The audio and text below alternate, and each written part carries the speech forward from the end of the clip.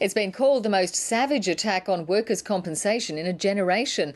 Still, the O'Farrell government has staunchly stood by its plans to overhaul the scheme amid protests and a parliamentary investigation. But late last night, crossbenchers got nervous, threatening to stall the bill in the upper house. And today, to make matters worse, firefighters called a snap strike, throwing the government into a panic. State political reporter Eliza Blue joins us now from Macquarie Street. Juanita, it was an extraordinary day to be here at Parliament House. At one stage, dozens of fire trucks were crammed here into Macquarie Street, horns and sirens blazing. It was deafening, and you could hear the noise in question time where all the MPs were sitting. Now, Lucy McNally filed this report on how the strike action unfolded.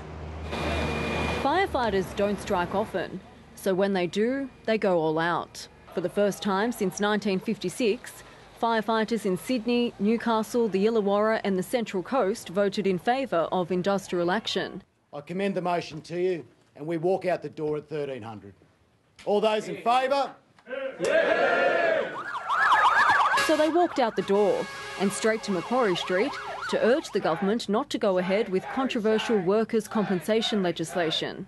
Shame, Mary, shame! The laws would dramatically reduce the number of injured workers who are eligible for unlimited payments. Fireys are furious that police, coal miners and volunteer firefighters will be exempt from the changes, but they won't. We do a dangerous job. We deserve to be protected.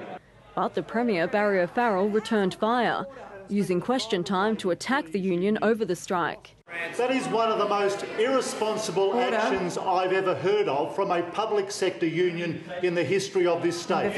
He says it's outrageous that fire stations in the most populated areas of New South Wales were left unmanned.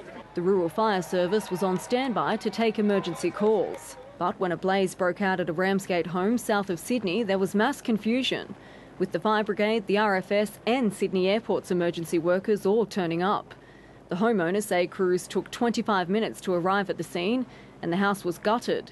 But the Fire Brigade maintains it responded within 13 minutes.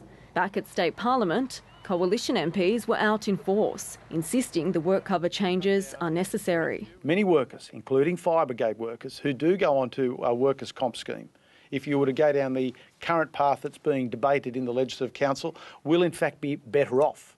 But the opposition seized the moment, telling the crowds that Barry O'Farrell has failed the people. What we have in New South Wales is a Premier who knows one thing and one thing only, and that is to get stuck into workers. For now, there's not much more the union can do. Just a short time ago, the Industrial Relations Commission banned it from taking further strike action for the next 3 months. Lucy McNally, ABC News.